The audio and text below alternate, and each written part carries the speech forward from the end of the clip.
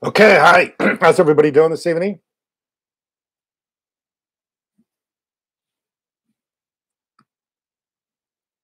Can everybody hear me? Male plays. All right.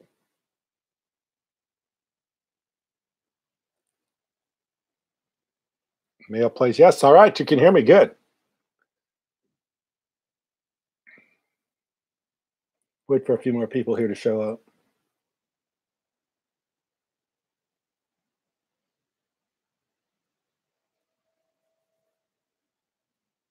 Yeah. Thank you very much. Yeah. It's been a lot of work to put the thing up, and we're glad we finally got it up. And I don't think people realize how valuable that is to the EOS network to put a live DApp up like that. And that's how EOS is going to grow, by people building on the platform. I mean, that's what this is. This is a platform to build on. Um, this is where things are happening. Good. Finally getting somebody to talk to here. All right. You be you, can't be me. I like that. People come up with some creative names. So I'm here tonight just to kind of answer questions. If anybody wants to ask questions. I feel like EOS has got a lot going on right now, and I just kind of want to chat with people. I got the camera turned off. So, how much is EOS valued in US dollars ATM? I don't know. Let's check out what the market cap of EOS right now is.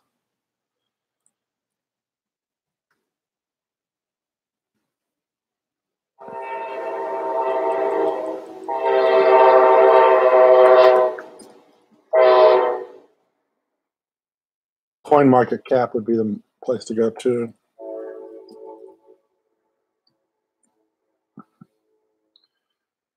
Coin market cap has EOS. I don't know if you can see this or not, but Coin market cap has EOS around $2,199,161,971. So, and it was down a little bit today. So EOS is off about 15%. But that's what it is. Hi from South Africa. All right. Love to go to South Africa. That's what the last hackathon was in South Africa. There goes the EOS train. I'm glad you could all hear that. Yeah, we live in an area really close to the coast, and they run a train up and down the coast. And the main reason they run the train up and down the coast is it's transportation. I mean, it's a really densely populated area, so they want public transportation. So they run the train up and down. So there's a lot of public transportation here. I'm on the East Coast. Nice to chat. Yeah, thank you very much. What does EOS DApp do? Do you think we'll go mainstream big time? Yeah, I mean, I think EOS is a great story. I think there's a lot of interest in it. If you watch my channel, you probably know that I was a stockbroker for a number of years, and we took a lot of companies public, and always a good story is very interesting for people to invest in. So yeah, I think EOS has got a big future. Hey, how you doing? All right. McLovin the Irish, R&B singer. Yes, indeed. My wife is Irish. Hi from Australia. All right. I actually get a lot of people from Australia. I love Australia. I've got a good friend that lives in Perth, Australia. So, and he tells me about it all the time. I'd like to go down and see him sometime. He used to live in Sanford. Well, actually, he lived in San Diego. He's a good friend of my son's, and he moved to Perth. And I'd like to go sometime. We have a theme for the $100 party. All right, Matt Luke, coming to your party. Thank you very much. Yes, there will be a party. I guarantee you there will be a party. EOS will eventually hit $100. But we don't have a time frame. I don't know what the time frame is. It just depends on how much EOS, really actually how much the market comes back. I mean, the market has so much to do with this. It's all about the market. I mean, you got Bitcoin taking off. You have other things taking off. It's going to really help EOS. Do you think the Ethereum fork will be a competition for EOS or affect EOS? I think the Ethereum is another. What Ethereum is, it's just it's another option for blockchain. I think Ethereum has attributes that EOS does not have, and EOS has attributes that Ethereum does not have. They both can. It's not like there's competition between the two of them. The platforms have different unique usages. Without the block producers, Ethereum's has a little bit different way it operates. With the block producers, EOS is obviously a lot different. But they both exist. They coexist. And I've looked a lot at Ethereum because we actually were going to do an ICO on Ethereum for a while. And Ethereum's a very well thought out process project, and they got a lot of good developers on Ethereum. There's a lot of people in Ethereum that are very bright, and I just think Ethereum is just a different product. EOS is one product, Ethereum's another product. They both can coexist and both be very successful. But they're different, and they both have different kinds of protocols. Actually, you know, one's proof of work, one's proof of stake.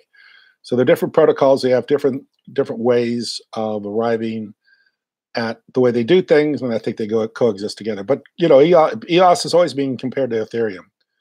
Very interesting. We should have a theme for the $100 party. Yeah, the theme for the $100 party is EOS being, what would EOS be? Be $100 billion company. So yeah, and you know, in today's world, $100 billion isn't what it used to be. I mean, you look at you know how far $1 billion goes today, and it's not like when I grew up. When I grew up, if you had $1 million, you had a lot of money. Today, in today's world, $1 million. I mean, for a lot of people, that's a lot of money, but for a lot of people with money, that's not a lot of money.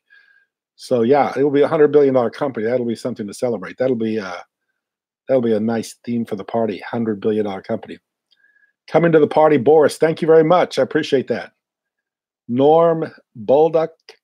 Do you think the Ethereum fork will be okay? We already covered that one. Kent, for the $100 party, are we going to tear up the Del Coronado? It's going to be a wild, like Wolf of Wall Street. Could be. Yes.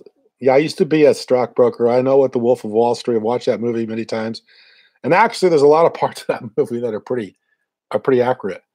I don't know if it got quite as crazy as it did in the Wolf of Wall Street. But I certainly saw people burn $100 bills when I was a stockbroker. I used to see people burn $100 bills all the time just to make a statement like, we've got so much money, we don't have to worry about it, so we're going to burn $100 bills. I've seen that many times. I also have seen other things I probably shouldn't talk about. What else can we talk about here? Going to San Diego in June for hopefully EOS will be $100. Then I'm for the party. Thank you very much. And the party will be at the Del Coronado. I've already spoken to the Del Coronado about doing a party down there. Kind of told them what my plans are. And here we goes this train again. You can see we're in a busy time of the evening for train. You get enough drunk Irish people, it'll get crazy. And my wife will be one of them. We will be throwing, I don't know if we'll be doing that. That was an exaggeration about the dartboard. Yes, Basecamp, yeah. Go EOS train. Yeah, the train goes through here all the time. You kind of get used to it. It's kind of like living next to an airport. You know, you get used to the planes flying over. I know my daughter's up in Newport, and they have the flights coming over all the time, and so you get used to hearing airplanes going over. Yeah, the Del Coronado is a great hotel. I don't know how many people have been there or not, but it's very historic. It's very old. It has a lot of class, and I think it's fitting for a $100 EOS party. I think it'll be definitely a good place for EOS to be in a party. It's a great place. And I think people that haven't been to the Del Coronado are going to be happy they made the trip because it's a lot of fun. It's right on the beach. Has just a great atmosphere, very traditional. It's got a lot of class. It's got great restaurants, great bar, and it's going to be a good time. Turn on your video. Oh, I don't have my video cam working right now. I wish I did. Everybody knows what I look like. You know, I do my videos almost every night from my cell phone. Gosh, everybody knows what I look like. I don't try to hide my appearance. I don't know. A lot of people do. A A lot of people do YouTube videos and they don't like to show themselves. I have no problem showing myself. I'm in videos all the time. I just don't want to show myself tonight. Oh gosh. Um, Laguna Beach. All right. The Laguna Beach is not too far away. Which is the mass? We need to find a way that mass can buy the CHL token through the App Store, just like they buy tokens or candies and other games. Yeah, I mean, we got a lot of ideas with the challenge app, and I want to. That's one of the things I wanted to come on tonight about talking. You know, I've been reading a lot of chat on Telegram about the challenge app, and a lot of people are talking about entering private keys. You know, they don't want to enter their private key. And the way we have it set up right now is you do have to put a private key in because that's blockchain. That's the way blockchain works. So we have to reprogram another way to do that for people not to use the private key. But you probably shouldn't be using your private key with all your EOS anyway. If you want to play the challenge token, challenged app, you want to play the game, you want to do the gamification, you can use another EOS account. You can actually set up an EOS account really easy with, oh, thank you very much. Somebody gave me $2. Oh, appreciate it very much, Mr. M. Thank you, thank you, thank you. You can actually set up another EOS account with Linux. Very inexpensive. I think it's an EOS or two, you know, so it's like a couple bucks to set up a Linux account. Set up a Linux account, throw in a few EOS into that Linux account, and then you can download the challenge application and use something that's another account. And then plus it's going to help increase the number of accounts that are actually on EOS. So EOS can have a lot more tokens. I mean, not a lot more account holders. So you know, don't take your EOS account that has all your EOS in your wallet and use your private key. I wouldn't recommend that. Although everybody else does it. I mean, you're doing it in almost all these other applications because they're all requiring private key. It's not that I feel like your private key's in jeopardy. I just think that if you want to do the challenge app, just go ahead and use another EOS account. Use an EOS account with only a few EOS in it. I think I don't know how many EOS accounts I have. I probably have 15 EOS accounts, and some EOS accounts have more EOS in it than others. Obviously, when I'm doing EOS San Diego #1, which is our main EOS account that I use for block producing, we don't have a lot of EOS in there. I think there's like 10 EOS in that account. We have other EOS accounts that we have more EOS in. So, yeah, we don't expose our EOS. Most of the accounts that we have a lot of EOS in, we don't.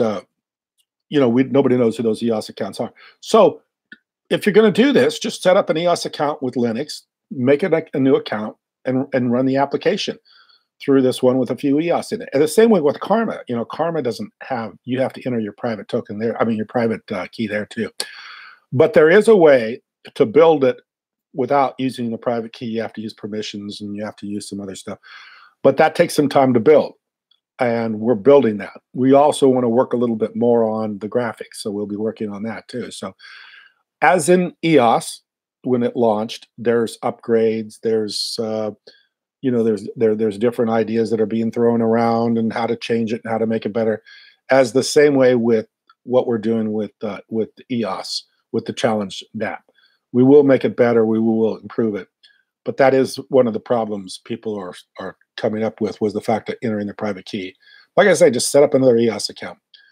What EOS desktop wallet is the most trustworthy? That's a good question. The best wallet, I think, I mean, I use them all. I've used all the wallets. And in my mind, they're all secure. I mean, I don't know of any of them that aren't secure, but it's just a matter of your preferences using it. What's easiest for you to use, what you are most comfortable with. I happen to like Linux. I met Fred Krueger up in San Francisco. I think he's got a great wallet. I like the Linux wallet. I've opened up a ton of accounts through Linux wallet, and it's pretty easy to use. So yeah, I like Linux. You can use whatever you want to do. There's Simplios, there's the Gray Mass, there's a ton of them out there. It's whatever you feel comfortable with. They all work. Okay, that is, let me see if I can read a few more of these. Okay, but that is for crypto people. The mass have no idea of EOS or opening accounts. That's absolutely correct. Um, Most people don't, and I talk to people all the time. I'm constantly talking about cryptocurrencies and EOS to people. I'm especially talking to cryptocurrency and EOS to younger people, and most people don't understand it. But it's going to start being more understood. It's like anything else. The more it's got to get some more mainstream attention, and hopefully making these DApps will help that. I mean, when you go to Apple and you download the challenge application, you'll see that it's on the blockchain. So, and people are curious about the blockchain. They may not understand it. They may not completely understand it, but they do. They are curious, and I think over a period of time you're going to see a lot more curiosity with the blockchain, which means people will start to study it, learn it, and it will become more widely accepted. Okay, Matt Luke, have you heard much about Acapulco's? I don't know what that is. Kent Archer, I have no idea what that is. You might Anacapulco? I don't know what that is. You have to tell me what that is. I'm currently using Scatter. I'd like Scatter. I think Scatter is a good product. I think they got a token out there right now. It's Riddle. I think you can get that through an air grab. 15, damn, too many. I have 4. I'm going to Scatter. Yeah. I think also that Block One's been talking about coming out with a wallet too. Yeah, Scatter are doing some really great job. Yeah, I've talked to oh gosh, who's the guy with Scatter? Nathan James. I've spoken briefly with Nathan James back when we were doing the initial startup with EOS. I mean, with the challenge, I was talking to Nathan James. He has, I mean, he's done some pretty cool stuff, and he's got some great videos. If you don't understand how to use Scatter, Nathan James has got a really good video out there. Should have your own active key set up for extra security. Yes, recently they have released a new EOS JO wrapper in net. Okay, also do some Telos. Yeah, I've actually today talked to Jim Hewitt, and I also talked to Roger from EOS UK. They're two of the biggest people in Telos. In fact, I think Roger told me they were number 4 in Telos, and I think Jim is actually, he may be the president of Telos. So yeah, I talk to the people from Telos fairly often, and I got a lot of respect for Telos. I think it's a great chain. Okay, recently they have released a new all Telos. Okay, Telos, do you guys get your Wobbly bonus tokens? I think we have gotten some tokens from Wobbly. Wobbly is another sister chain. It has more to do with financial transactions.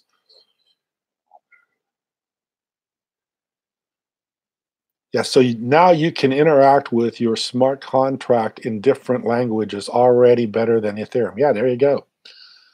My Ether wallet allows you to enter private keys offline for ERC20 tokens. Does EOS have this option as well somewhere? I'm not sure.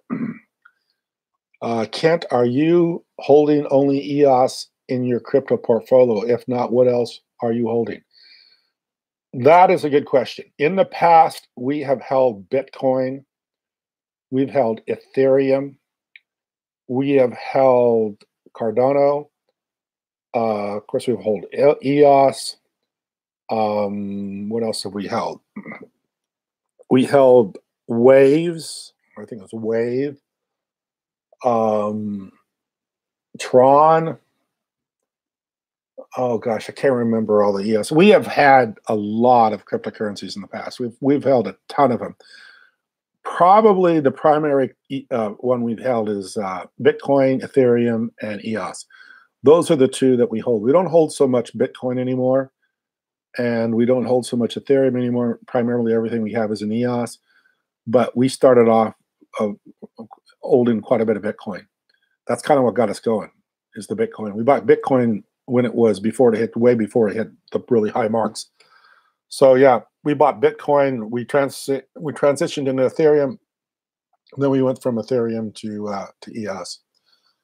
Do you guys? Okay, let's see. Else we. I'm sorry if I'm not keeping up with these. It's kind of hard to read. Kent, are you holding? Okay, Kent, what cryptos are you invested in for the long run? Obviously, I'll tell you what we did. We had EOS, and what we did with the EOS is we used a lot of our EOS to buy the RAM for the airdrop. If you remember back a while ago, the RAM was really inexpensive, and then it shot clear high. And during that period of time, it was coming down. We wanted to do the airdrop because that's where we wanted to be. We wanted to develop the challenge application. So we used a lot of our Ethereum or a lot of our EOS to invest in the RAM, which tied up a lot of EOS, and we still have that EOS tied up in the RAM. I don't even know when we're going to get it back because it's still there. And obviously, when we get it back now, it's going to be at a much lower price than we paid for it. So we will lose a huge amount of money on that RAM that we purchased when we did the airdrop. So a lot of the EOS went into the airdrop. I think $150,000, if not more. I can't remember how much. It was around $150,000, $160,000 went into the airdrop. And then, of course, we spent a lot of money with this challenge token, developing it and working on it and spending a lot of time with it. So most of our EOS is tied up in the airdrop and working with this challenge application. So the EOS we have left isn't as much as we used to have. But yeah, we bought EOS originally at around 60 cents. So we were real lucky. We got EOS around 60, 70 cents. We purchased it real early on. We held it. We watched it go all the way up to $20, $21, $22. We did the airdrop, spent a lot on the airdrop, and now we hold EOS, but we don't hold as much as we used to have. If we did, we'd be block producers because we'd be voting for ourselves like everybody else. No, I'm only kidding. I'm only kidding. I'm not getting much questions about block producers, which is where I'm spending a lot of interest right now because we are EOS San Diego #1, and we are block producer. And I'm very, very interested in all the different information right now about maybe one vote per EOS. So instead of getting one vote, one EOS, and you get 30 votes, you get one EOS, you get one vote. That's interesting. To hear what people have to say about that, and just the overall feeling about how they feel the block producers are being voted on, and if you're voting for a block producer, or if you care to vote for a block producer. Maybe a lot of people don't care to vote for a block producer. I mean, I think there's a lot of apathy in voting for a block producer. So I'm kind of curious about what people think about that. Kent, what crypto are you invested in the long run? Of course, EOS, Warbly, Know Your Customer. Okay, here we go. Anarcho was created by Jeff Berwick. Okay, I know who Jeff Berwick is. The dollar vigilante who lives in Acapulco, Mexico. I watch his videos occasionally. I enjoy his videos. I think he's got some good stuff, but I'm not a real big follower of him, so I don't know what he's doing. He's got some cool stuff. Just like there's another guy I watch. I don't know if you guys have ever watched him before. It's what's his name? I think it's Hart. Let me see what his name is. Is it Michael Hart? I don't know if you can see my screen or not, but I watch almost everybody on YouTube. I'm YouTube-aholic.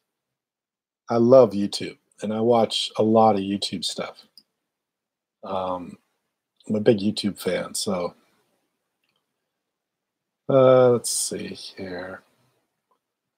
As you can see today, I was watching Jay Leno. Oh, right here, this guy right here, Richard Hart. I kind of enjoy watching him. He's a little bit, sometimes he's a little bit negative, but I enjoy watching him. I like to watch all the Bitcoin people. I watch a lot of Richard Hart. There you go, Richard Hart. Yeah, I like to watch Richard Hart sometimes. He's kind of funny. Because he's funny because he's got kind of a sarcasm about him. He's sarcastic about it.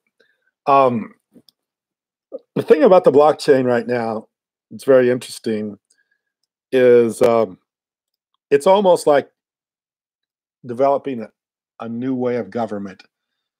Everybody has an idea, They have a better way of doing it. Everybody's throwing in their 2 cents. And that's why I find this so exciting right now, because we're really actually forming another way of doing things, a whole nother kind of reality, or not a reality, but a whole nother way of governance, a whole nother way of a financial system is all being developed on the blockchain right now. And this is really exciting. I love it. And everybody's throwing in, people are, and obviously most people are trying to figure out a way to gain an advantage, trying to get the best position they can get. Obviously, so. I mean, nobody gets involved with politics without thinking some way they're going to benefit themselves. And nobody gets involved with block producing unless they feel like they got a way to benefit themselves. Nobody gets involved with any of this without, if they're investing in it and they're taking their time and their energies to do it, they want a payday. And I think that's what's kind of going on right now. All this power struggle is going on. This power interest is going on, and that's what we're watching right now. And that to me is kind of interesting, because I've been around for a little bit. I'm almost 60 years old, and I've seen a lot of these things come and go, and I'm kind of interested in it. And I'm excited because I actually think it's got some future here. And I think whatever anybody thinks about what EOS, I do think EOS is in good hands. I think the people that are running EOS, mainly Dan Larimer and Brendan Bloomer, I think they're good guys. I think they have good intentions. I think they're thinking about the future, and I actually feel very good about those two people and everybody else. And I met a number of the other people up in San Francisco, and I thought that the whole group overall had good intentions, and they had their minds in the right place, and they also had the idea of wanting the token holders to have control, making sure token holders had to have a stake in this. And that's what I like about it. I like that. I like the idea that they have a good goal, a good purpose in mind, and that's what I'm really excited about. Yeah, he's eccentric. Yeah, that's for sure. Richard Hart is very eccentric. I love it when he does the top hat and the candles, and kind of like it's almost like it's like a spooky movie deal kind of thing going on, a spooky set. Yeah, and he does that. Richard Hart does that for theatrics. He's a good he's a good what would you say? He's a good marketer. He likes to market. He knows how to market. Richard Hart knows how to market. So Ron Paul will be attending. Oh, okay. So Ron Paul's going to be there. I've been watching Ron Paul forever. I was part of the whole thing back in the 1990s when everybody was libertarian and they felt the government was out of control. Yeah, I got involved with all that. I was involved with, I don't know, I've been watching the Rush Limbaughs and the Ron Pauls and these people for a long time. Now everybody says I'm a liberal because I live in California, and I've kind of let up on all that kind of stuff. And now I'm just more of basically just wanting everybody to be, to have some, the main thing I'm curious about, though, interested in is making sure more people can have a good style of life. Let more people participate in being able to make a good living and having a good life and spreading the wealth. That's what I'm interested in. I'm more interested in getting people to spread the wealth, and that's maybe why I like the blockchain so well. I think it's an opportunity for the wealth to get spread out a little bit better. Mr. Thayer, how are you? Dan Thayer, you gave me $1 last night, and I made a video out about it. Thank you very much. That was pretty cool. Okay, what do you say? Do you think the yellow vest protester withdrawal cash from banks will boost crypto? I don't know. I mean, I used to follow politics really close. Now I'm kind of getting out of following politics. I think if that politics is just reality TV. Yeah. Ron Paul tells it how it is. Yeah. Ron Paul, and of course he's got his son Rand Paul, and you got all the people there that are supporters of Ron Paul. But I remember when Ron Paul really started to get a lot of people interested is when he wanted to audit the Fed. Ron Paul got up in Congress and tried to get the Fed to be audited. And of course, at that time, see, I'd read the Creature from Jekyll Island, the book, I think by Griffin. I can't remember Griffin. Someone is going to say it on the chat here. The person that wrote the Creature from Jekyll Island. If you never read that book, that's a very eye-opening book. So I read the book, The Creature from Jekyll Island, and was pretty much dumbfounded because I had been in the financial world by being a stockbroker. Yeah. Is it J. Paul Griffin? I don't know if it's J. Paul Griffin. But I read the book and I was G. Edward Griffin. There you go. G. Edward Griffin. I read the book originally way back in the 90s. And I mean, it's been passed around for a while. But I read that book clear back in the 1990s and I couldn't believe it. I just thought it just can't be that bad. So I read that book. And then, of course, Ron Paul came along later and said, let's audit the Fed. Everybody was really into that. And I remember when all that was going on. And I got excited about that. And so I was really involved back then. Yeah, I was yeah, I knew it was a Griffin too. Yeah, about the Feds. Yeah. So when you really realize how the Federal Reserve works, and you really realize it's just our government borrowing money from a central bank, and the central bank is basically creating the money out of nothing, you start to understand the way that works. Now you can really start to get into blockchain, because you realize that blockchain is a way to get away from all that. That extreme, in what would you call it, would be just a creation of money out of nothing. So yeah, that's the fiat currency system that we have today, which is talked about on the YouTube channels everywhere. When I first learned about it in the 90s, there was no YouTube, so nobody talked about it, and nobody understood it, and everybody was just pretty much thinking it was the banks were all, they were working on a spread between what people put in the bank and what people took out of the bank, and they were working on that spread. That's what I always believed. If you deposited $1,000 and somebody else was lent to $1,000, and the bank charged 3% interest, that's what the bank was making, 3%. I had no idea about the fractional reserve system, where the banks literally took the $1,000, put it on account with the Federal Reserve, and the Federal Reserve lent them back, 100,000 or 200,000 or whatever it is now. I don't even know what the limit is now. And then they were able to lend that money out. So yeah, it was a pretty incredible revelation for most of us that had never heard that before. I can tell you this: I spent years going to school. I actually got a degree from business in the University of Nebraska. I was never taught this thing, and I took many money and banking classes. I never understood the financial system. I spent many years as a stockbroker. Nobody ever explained the financial system to me. I didn't understand how it worked. All I knew is that the Fed set their interest rates, and I had no idea that they had so much power over our financial system. But it's pretty much out there now. You can watch 100 YouTube videos, 1,000 YouTube videos that pretty much tell you the way it works. So that's why I think crypto's got such a future, because people are starting to understand the way the financial system works. And in countries where there's a lot of inflation, people are looking for other places to put their money, because they got to have another place to put their money. If they don't have another place to put their money depreciates, and inflation will eventually eat up everything you own or everything you've ever accumulated.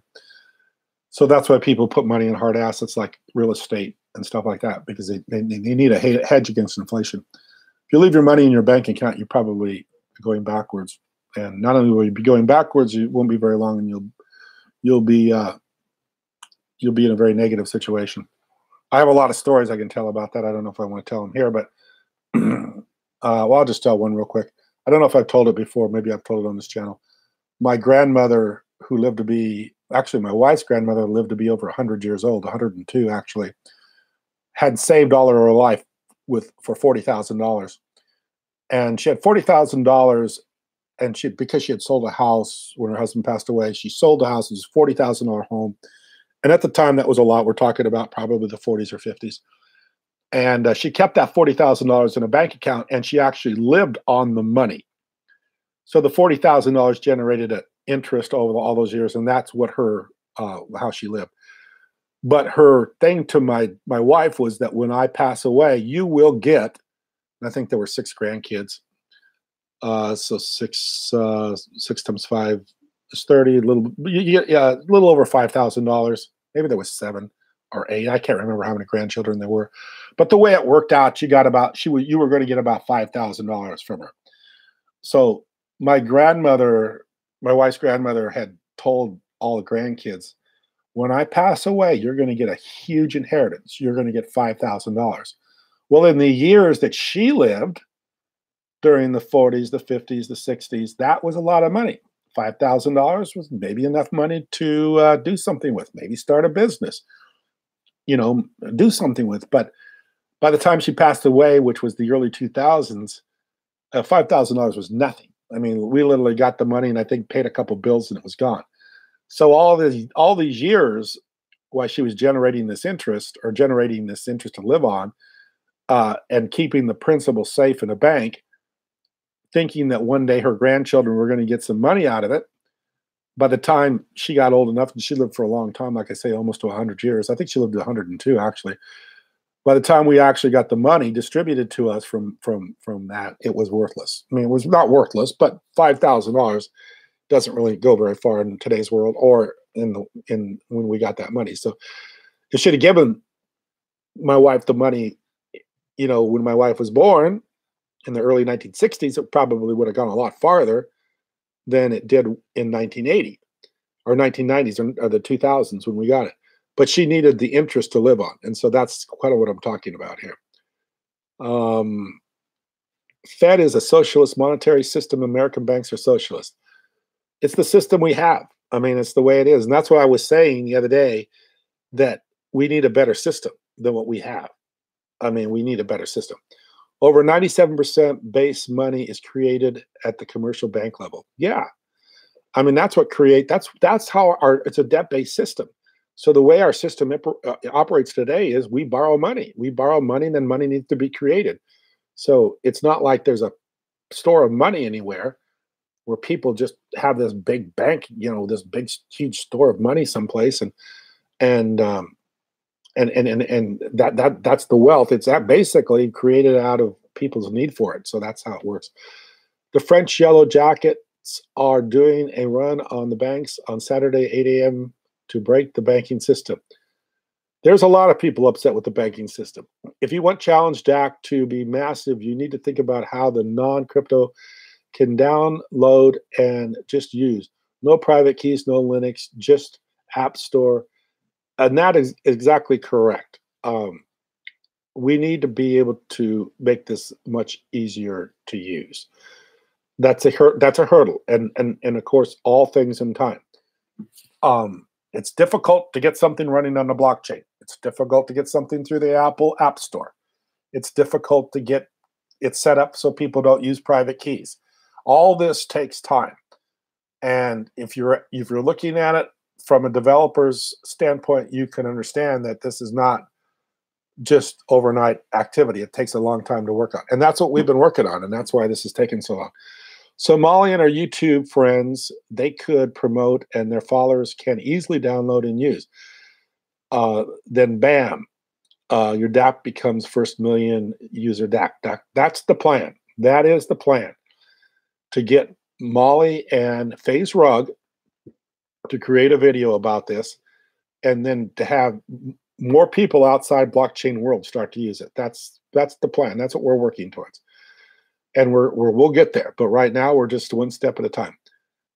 I gotta go. You're a legend. Can't keep on. Thank you very much, Matt Luke. I appreciate the I'm a legend thing. I'm a legend. It's so funny because if you want to know how big a legend people are, just ask the people around them. So I'm sure for some people, it seems like I know a lot, but to other people, I don't know a lot. I think my wife probably thinks I know the least. I'll have to tell my wife tonight I'm a legend. She'll get a kick out of that one. But I appreciate it. That's a nice thing for you to say. Thanks very much, Matt. You're a nice guy. Kent, did you tell the story before in another video? I think I remember you talking about this story about inheritance. I probably did, because I love that story. And the reason I love that story is because it's just such it was so pure in heart too. Because my grandmother was so happy she was able to give an inheritance to her grandchildren. She had a sense of pride about that. It was something she was very, very happy about. I can give something away to my grandchildren. And she always seemed very proud of that fact. And that's probably the part of the story I love the most, is the fact that she had such pride in giving away something of great value to her grandchildren. But unbeknownst to her, as time went on, unbeknownst to the fact that the money was becoming worth less every day, it really didn't amount to much. And by the time she got so old, and she did get she got old enough to kind of really not know how much things cost anymore, because she was, I don't think she was ever in a nursing home, but she was being cared for by people, and there was a fixed amount of money that was being spent on her. And I can't even remember. We may have all chipped in to help keep her going. So she was being supported by other people. So she didn't really even realize how little money $5,000 was at the time she passed away. So, but she still felt like it was a lot of money. The Challenge DApp is only available for Apple. Is it going to be available for Android? Yes, it is. That's another thing we've got to do, is get it available for Android.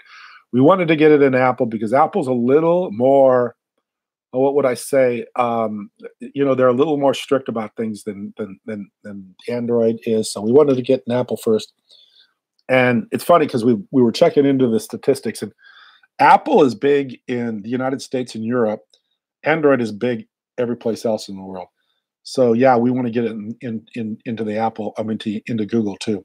We want to get into the Android, become an Android. And I've used both. I love Android and I love Apple. Right now I use Apple. Everything I do is Apple, but I used to use everything. I used to use PCs and Android. So I'm on both sides of the fence. And there's good and bad on both. The Challenge DApp is only available. Okay, what is the next one? Sorry, I'm losing my place because I'm talking and I'm not looking at the screen. Question: what is the stock market crash worse? Okay, question, Kent. When the stock market crashes worse than 2008, what will happen to crypto? Where we will stand? I think crypto kind of runs independent of the stock market. This is all yet to be determined how this is going to play out. I think stocks are overvalued. I think the stock market basically has become very consolidated, very conglomerate. It's a conglomerate. I was a broker for a long time, and I got out of the brokerage business because it's very difficult. There's two ways of being a broker. You could be a broker where you deal in real high risk stuff. If you're a high risk broker, you're going to make a lot more money because you're going to get a bigger commission. But people got a bigger chance of losing money, and you also stand to have to regenerate your clients all the time. Because if you're dealing in really high risk investments, like I was doing, you got people losing money all the time, so everybody loses their money. Then you got to go out, you got to find a new client. Well, the way you find a new client is you got to get on the phone. You got to start talking to people, or you can be a broker that works basically with the really high-end blue blood stocks, and you're going to get a very small percentage for trading those stocks. So you're not going to make as much money. You don't make as much money in trading stocks that are low risk. So in that case, you got to find high net worth investors. So you got to find investors that have a lot of money. So either you're playing the game where you're a broker in very high risk investments, where you're making good money on every transaction, but those transactions are hard to find because you're losing people all the time, because when the people lose their money, then they don't do business with you anymore. Or you can be a high end, what we used to call, like a big board broker, where you're dealing with IBM and some of the bigger board stocks, and you're making a very small commission, and then you got to have people that have millions and millions and millions of dollars because you're making a very small percentage. So you could go either direction with being a broker. I was more of a high risk broker. I got out of it because it was I was getting tired of burning clients and then having to go find new clients. So yeah, it's very difficult to make money as a broker if you're really not getting the right people to work with. And I did do some big board broker stuff, but I wasn't so much of a big board broker because to be a big board broker, you got to be dealing with a lot of big people, and you got to be in the right firm. You got to have the right firm. I was at the time I was in Denver, Colorado, and I wasn't working with the really big firms. If I was going to be a big board broker, I needed to head to New York, and I didn't want to move down to New York. So that's the reason I quit being a broker. Did you? Okay, there we go. Let's see. Question: when the stock? Okay, let me go. I already read that one. What's going on? Okay, what? Okay, this is by UB, and it's hard for me to read these names because all the words are together. YUB can't be me. What going on in France is huge. It's escalating in Germany and Italy. You know, you need to. I don't know what's going on in France or Germany or Italy, but please tell me. I'm interested. Can tell us a funny story about cocaine and Wall Street brokers. Well, you remember a little bit ago when I was talking about burning $100 bills? I've seen a lot of brokers do other things with $100 bills, and you can imagine what that is. They didn't burn them, but they used them for other reasons. I'll tell you, basically they were using them as straws. If you get my drift, that's what they were doing. And then they would get to the point where they were using the cocaine or using the straws through the $100 bills, and then they'd burn the $100 bill after they got high. But hopefully that's been enough years ago. Nobody can do anything to me about it. But yeah, there was a lot of crazy stuff when I was a broker. The Wolf of Wall Street wasn't far off. It's a funny. I mean, it was exaggerated in a lot of ways, but I was kind of. I mean, it just kind of an interesting thing. When I watched The Wolves of Wall Street, I thought it was really funny. Leonardo DiCaprio did a really good job with that movie. It was funny. I was younger then, so things were a little bit more. But yeah, I mean, we used to do due diligences all the time, and the due diligences was basically a big party. So you'd go party, and after you party, you drink, you do some other stuff. But yeah, I saw a lot of crazy stuff when I was a stockbroker. Can't tell us. Okay, there's a new way to authenticate without the need to create an EOS account. Yeah, there is some ways to do that, and we're working on them. Lumos, we're working on releasing it, which is okay. PE ratio is double what it should be. Brace for impact. Price to earnings ratio. This will be very careful. Is EOS chat or stock market? This is EOS chat. I'm sorry about the stock market talk. The only reason I talk about the stock market is because that was my background. I haven't been a stockbroker for a long time. I was a stockbroker when I was younger. Then I went to law school. After I got out of law school, I got involved basically with the with being a developer, and worked for that, and was involved with a lot of different companies. And actually, in the tech days, early 2000s, we tried to bring a company public, company by the name of Web Wars. It was basically a Fiverr where you had people that were wanting to have work done on the internet, and then you needed somebody to do the work. You needed what would you say? You needed a contractor to do the work. So we're trying to bring the two together. So we tried to bring that public around 2000. I was involved with that. But by the time we had gotten the money together, we'd raised the investors to bring that company public, the market had already tanked. And everybody was running from all these initial public offerings. So we never got that completed. And then I basically took off with running some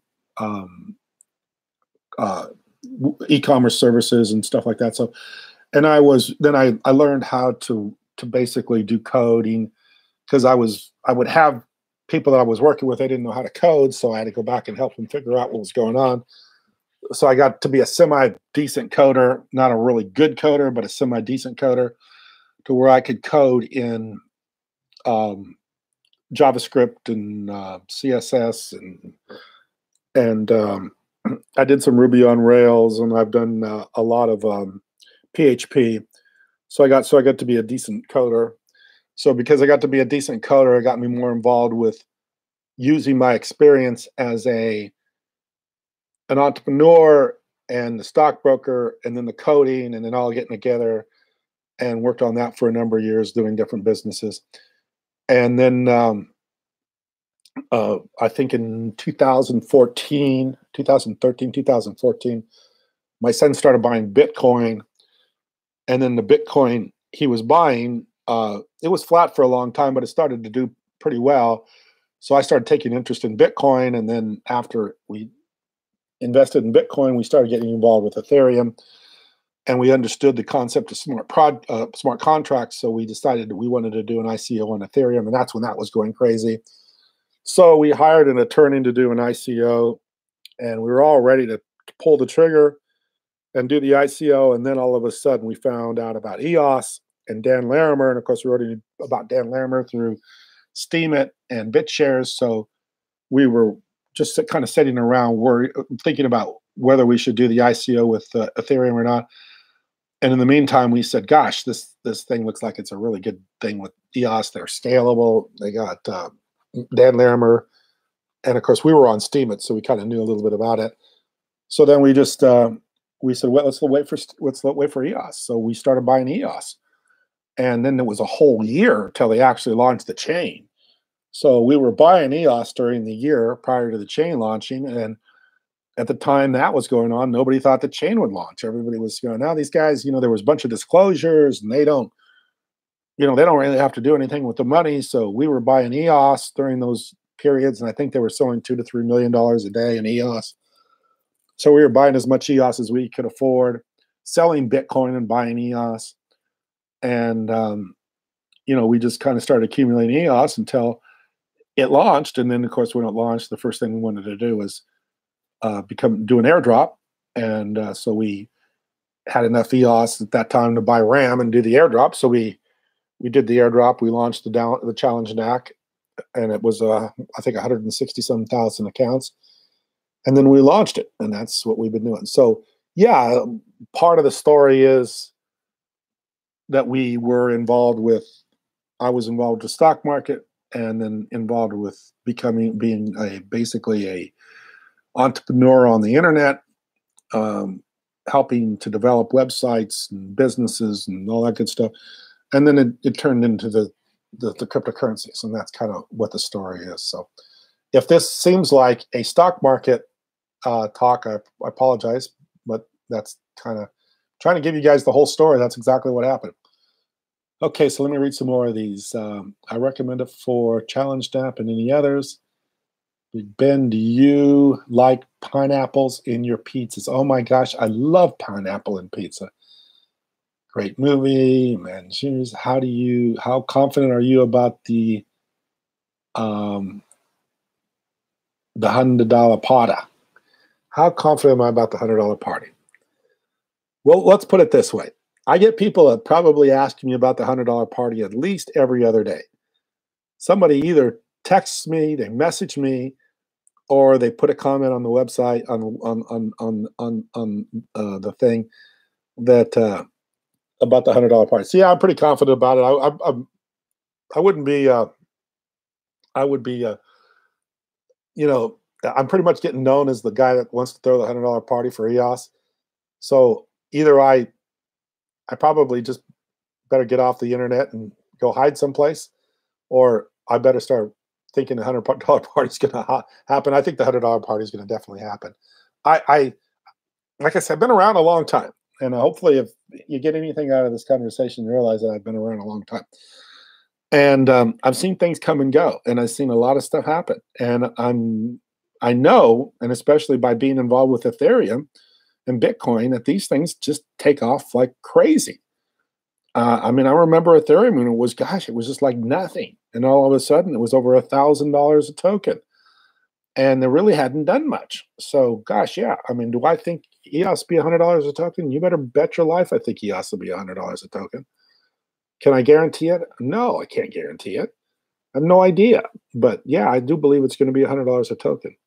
You know, one of the things I'm getting a lot of chat here, but I hear nobody talking about block producers or nobody talking about how to vote for block producers. So, what do you guys think about that? I mean, what do you think about Brendan Bloomer coming on and talking about one for one vote? What do you think about the big exchanges being being the dominant block producers? I mean, anybody got any opinion about that? Let me know, because that's I've spent a lot of time here recently, kind of doing some interesting research on that, and it's up to you guys. I mean, you guys are the voters. You're the token holders. You got to make these decisions about all this stuff. So I'm kind of curious what people have to say about that, or do people even care? Already voted. I like what I hear. Let me ask you this: what about voting? Is it easy to vote? Have people figured out how to vote? Do people understand how to vote? I mean, maybe it's more difficult than I thought it was. Is anybody, having trouble voting?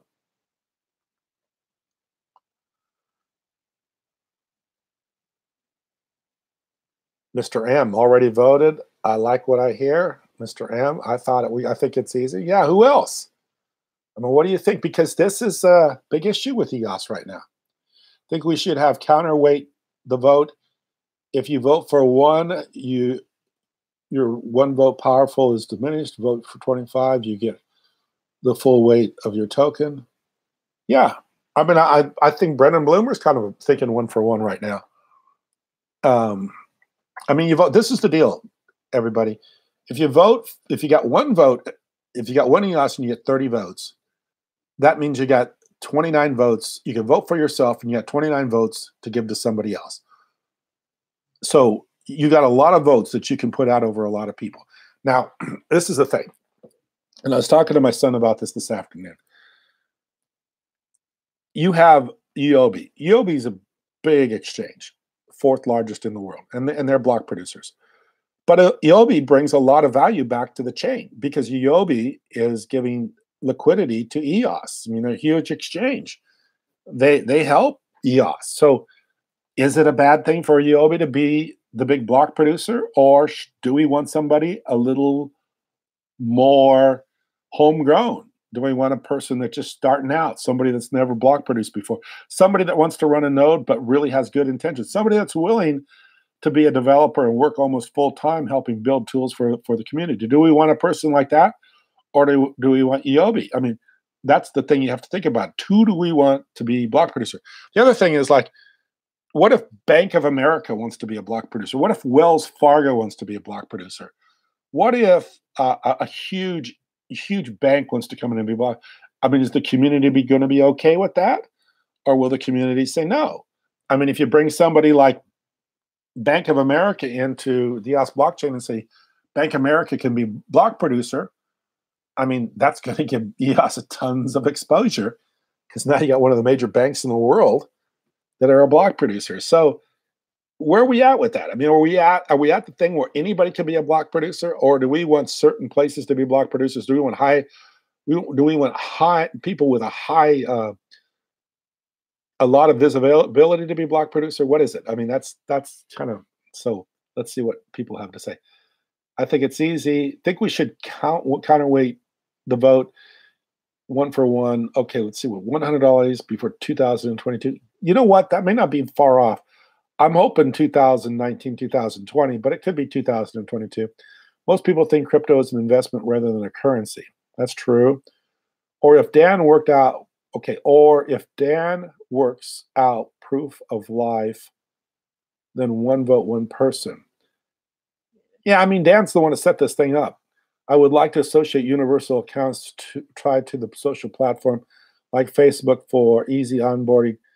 Think sign in with Facebook, but EOS accounts should stay same for each Facebook account. Okay, I think the one for one is good. like some say, small block producers will have the same or most to lose, I think. Yeah, I mean, and I'll be really honest with everybody. When we first were involved with the EOS blockchain, we kind of had we kind of had a feeling that block producing was going to be a very political thing. So we could see it already. So we didn't really want to be a block producer. We weren't thinking block producer at that time. We were more thinking about DApp development, which I'm glad we did. But as we developed the DApp, we thought that we need to be a block producer because we want to support the chain. And of course, if you support the chain, you have an interest in it, and you actually learn a little bit more about the chain by being block producers. So we said, yeah, let's be block producers. So we ended up running a node. And then once you start running a node and being block producer, then you start realizing kind of a little bit more about how the vote's being made, where the votes are coming from, and who's getting voted for, and stuff like that. So then once you start to understand the system, then you start to think, well, is this the best way for it to be done? Or is there a better way for it to be done? And then when you start to have people come out like Brendan Bloomer and start saying tweets about, we may have to have it so that block producers give back some of their rewards, then he starts to weigh in on some of these issues. Well, then you start to get more involved, and it becomes a bigger deal for you. And then you really start to be interested in it. And then it becomes something where you start thinking about it. And the more you think about it, the more interesting it becomes. And then you start to, you start to do the economics and the token economics about how this thing works and how the best way for it to go is. And then it becomes a really interesting puzzle, or kind of an interesting problem to solve. And that's kind of where we're at right now. It's an interesting problem to solve. And I'm kind of curious what everybody else thinks. Okay, I would like to associate universal accounts tied to social platforms like Facebook for ease. Okay, let me see. I think I already read that one. I think the 1-for-1 is good. Like some say, small block producers will have the most to lose. I think you need to engage with worldwide community, Chinese and Korean, and that's correct too. The other thing about block producing right now is it seems to have a geographical, it has a geographical kind of feel to it. I mean, you got block producers in China, you got block producers in Europe and England and the United States, and you kind of have a difference because, the Eastern block producers and Western block producers, I've heard people refer to it. So you kind of have a divide in that respect too.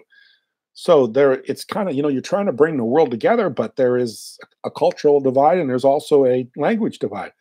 So that's another interesting part. The one thing I would say is that you would probably always want to maintain some ability for somebody that's fresh to be a block producer. So you want to see somebody every now and then come into the 21 that hasn't been there before.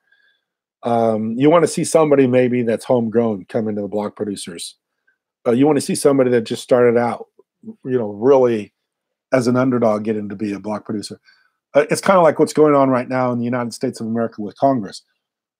You have a group of people coming into Congress that really haven't been in politics before, or if they have been in politics, they've kind of been outnumbered.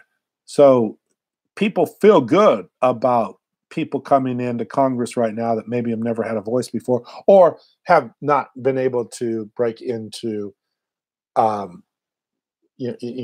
congressional, the Congress. So you always kind of want, that's with any democracy or any group of people that have people voting for each other. You want to be able to know that anybody can be voted in, anybody can get to that place. I mean, that was about what the United States was about, was citizen government. That anybody that felt compelled, anybody that felt motivated, anybody that felt that they wanted to have a voice could get into politics and make a difference, and get into politics and have their ideas and have their thoughts and their have a voice, and that's always been something that I think is important. And I think that should be important with block producing too. Okay, let's see what you say.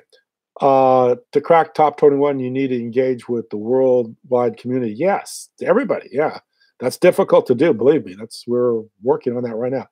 Need to tie the two communities together and together most Asians use WeChat and Westerners use Telegram. That's true.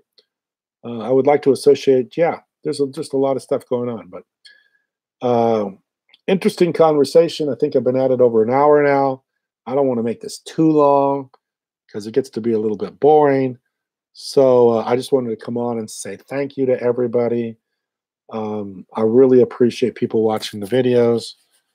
I appreciate people just overall. I think we're just in a really early time with EOS. It's going to grow really big. There's a lot of good things happening.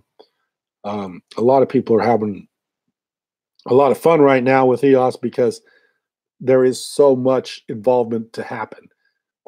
It's kind of fun to be able to voice an opinion about it and actually get people to react to that opinion. So I'm going to be signing off unless there's any final thing anybody wants to say. I appreciate everybody for joining in here. I'm going to do this more often because I want to talk to people because I love talking to people. If there's anything that anybody knows me personally will tell you about me is I like to talk to people. I'm a very much of a conversationalist. I enjoy speaking to everybody. I very rarely am somebody that doesn't have something to say about something too. So I really enjoy everybody helping out and really enjoy everybody talking, giving some opinions about this. So let me see what. To be honest, I think the current BPs are quite good, with some exception. But the OTS, thanks, Chantai. You should soon should see. Okay, see you soon, or see you should be in San Diego soon. Would like to meet you. I'd love to meet you too. Thank you, Mohammed. Thanks till next time. Yeah, we will be doing this more often. I will be putting more and more of these videos up because I love to do interactive videos and talk to people. So been at this for an hour and 7 minutes and 20 seconds. I've got some really good comments. A lot of people said a lot of great things, and I really appreciate it. Have a good evening. Thank you very much. And I'll be talking to you tomorrow night, hopefully.